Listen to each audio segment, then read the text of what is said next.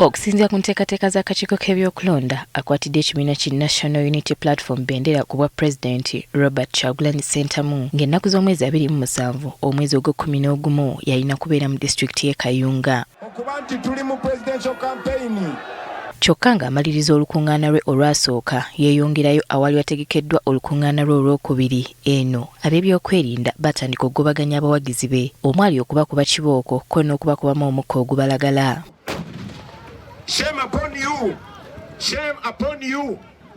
Omukyala ono gwe tusanze Entooke e Kayunga agamba nti bali ku kisaawe Kyagulanyi we yali alina okkuba olukungaana lwe ye n'omwana we. Poliisi ne bakuba mu tiyagaasi bagenda okudda engulu nga bali mu ddwaliro. Omwana ng'akekebeka tiyagaasi ke baabakuba kamuyuza akabina. Abatuuze be bannyamba okutwala omwana wange mu ddwaliro okuba nze nalaba omwana wange engeri gye baamukubamu nange nakosebwa nga wondaba ndi muzito neekanga nnyo natya nnyo kuba nze nazirika nagenda okudda engulu nga nange bantutte mu ddwaliro n'omwana.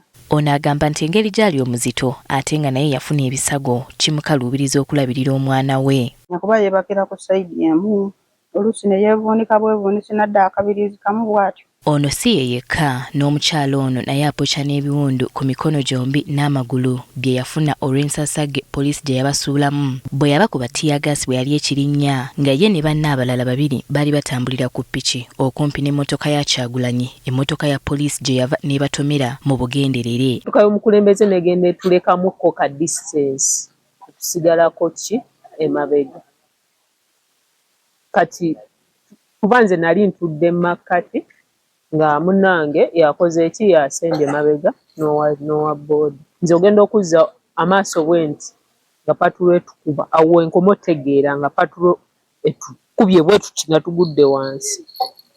Ono atubuulidde embeera gy'awangaliramu kati. Oba olina okudda ewa musawo ekiwundu nakidressinga buli kaseera entambula ekutuusaayo nga woolaba nti nina n'omutooli bebi capsules ze bakuwa ate nazo zibuza amabeere. Mbw ate abalala baali ku byabwe nga bali mu nnimiro kumpi n'ekkubo Kyagulanyi we yali alina okuyita. Poliisi gye yava n'etandika okubakuba tebamanyiiyo. Nali mu Ntooke awo mu kasenta kennyini kati we nga bagenda okukkirira eri ebukuluuto balimu ettooke awo ng'oba poliisi we baakubira oba tiyagaasi oba ssasi ngeri entasobola kwabwe.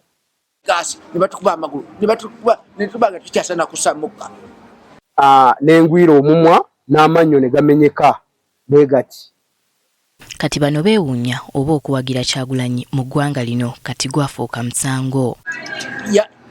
Siyabangako era nti abayero batuula n'obalaba bafukamidde bayimiridde tobalabako nga badduka nga ffe bwe tudduka.